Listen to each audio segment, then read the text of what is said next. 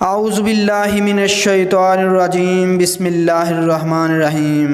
السلام علیکم ناظرین اکرام، طب نبوی اور روحانی علاج کے پلیٹ فارم سے حاضر ہوں۔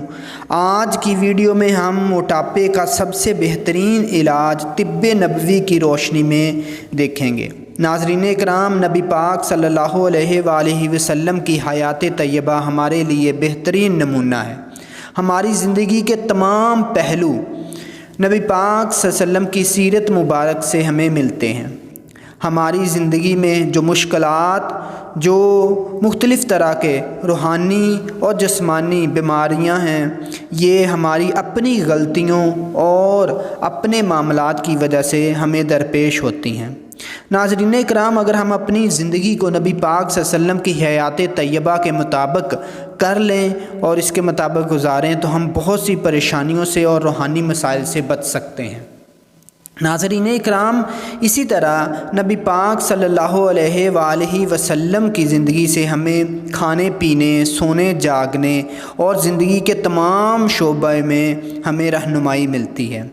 اسی طرح آج کل اگر ہم دیکھیں تو موٹاپا ہمارے معاشرے میں یا ہمارے لوگوں میں آج کل عام دیکھنے کو ملتا ہے۔ یہ ہماری کھانے پینے کی عادات اور زندگی گزارنے کی عادات کی وجہ سے ہمیں پیش آتا ہے۔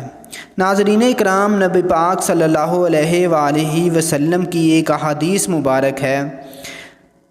آخری نبی صلی اللہ علیہ وآلہ وسلم نے فرمایا کہ جب بھی کھانا کھاؤ تو بھوک کے 3 حصے کیے جائیں، ایک حصہ غذا کے لیے، ایک حصہ پانی کے لیے اور ایک حصہ ہوا کے لیے۔ اگر ہم کھانے میں یہ طریقہ اپنا لیں تو انشاءاللہ نہ کبھی بدن موٹا ہوگا، نہ کبھی گیس، بادی، پیٹ میں گڑبڑ، قبض وغیرہ کا عارضہ ہوگا۔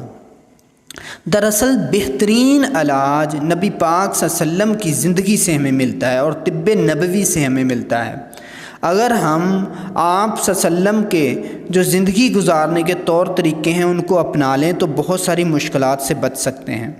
تو ناظرین اکرام، میرے خیال میں اگر ہم اس احادیث مبارک پر عمل کرنا شروع کر دیں تو ہم موٹاپے سے، قبض سے اور پیٹ کی دیگر بیماریوں سے محفوظ رہ سکتے ہیں۔ تو ناظرین اکرام، انشاءاللہ میں امید کرتا ہوں کہ ہم سب اس احادیث مبارک کو زندہ کریں گے اور اس احادیث مبارک کے مطابق ہم جو کھانا ہے اس کو کھائیں گے۔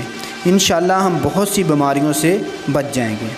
ناظرین اکرام، اللہ پاک آپ کو بہت سی رحمتیں اور آسانیاں نصیب فرمائے اور آسانیاں بانٹنے کی توفیق عطا فرمائے۔ اپنا بہت سارا خیال رکھیے گا، دعاؤں میں یاد رکھیے گا۔ اللہ حافظ۔